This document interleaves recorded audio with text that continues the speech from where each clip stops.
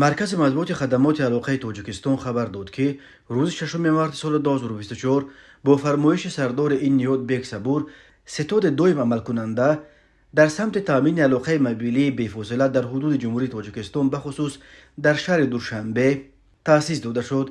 گفته می شود این ستاد در رعایت بیگ صبور، سردار خدمات علاقه، سردار ستاد اهلدین مرتضویف، دیرکتور مرکز مطابقت الکترومغناطیسی و رادیو مانیتورینگ، معاون سردار ستاد و امیدجان اسویف مدیر کل ویولون، آزادخان دولتشایف مدیر کل ایندیگو تاجیکستان، مخشولوف پرویز مدیر تاکام، اناتولی ایزومینکوف مدیر تیمابایل اعضای ستاد تأسیس یافته است. مرکز مطبوعات خدمات علاقه گفت مقصد اساسی از تأسیس ستاد مذکور آزاد نمودن سرباری فعالیت شبکه‌های علاقه موبیلی بوده در کوتاه‌ترین مهلت در قلمرو مملکت مخصوصا شهر دوشنبه تدبیرهای عملی اندیشیده می شوند. در متن فرمایش بیگ صبور همچنین گفته شده است که هیئت ستاد در هفته جلسه گذرانیده اوید به برطرف نمودن مشکلات جای داشته چوراندیشی می نمایند. این ستاد در پس منظر شکایت‌های روزافزون کاربران از صفت علاقه موبیلی و صفت سرعت اینترنت در تاجیکستان تأسیس یافت. کاربران میگویند اگر در گذشته شکایت‌ها اساساً از صورت مثل سنگ پشت اینترنت بود، حالا حتی یک زنگ یادی با تلفن موبیلی نیز سخت مشکل شده است و علاقه موبیلی گاه ساعت‌ها قطع می‌گردد.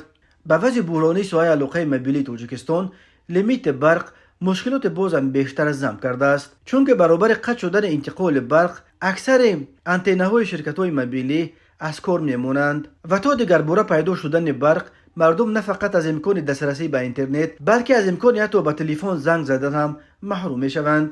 بیگ صبور قدوی امام علی رحمان اینک 21 سال باز رهبری سایه علاقه جمهوری را در دست دارد. یک سال پیش امام علی رحمان در پیام سالانش از سطح و صفت اینترنت و علاقه موبیلی در تاجیکستان به شدت انتقاد کرد. به بیگ صبور برای اصلاح وضع فرصت داده بود. معلوم نیست که آیا به پرزیدنت درباره اجرای امر و سپارش‌هایش چه حسابات دادند، ولی تقریبا همه میگویند که هم صفت علاقه موبیلی و هم صفت و سرعت اینترنت در تاجیکستان در یک سال اخیر برعکس خیلی بدتر شده است. کارشناسان میگویند سایه علاقه موبیلی و اینترنت یک سایه خیلی نازک است و که وقتی آن رسیده است که این خیرمند را باید یگان نفر متخصص این ساحه و از دانش‌ها و فناوری‌های معاصر آگاه بکوبد، نه معلم فیزیک یا قصاب دکان گوش فروشی.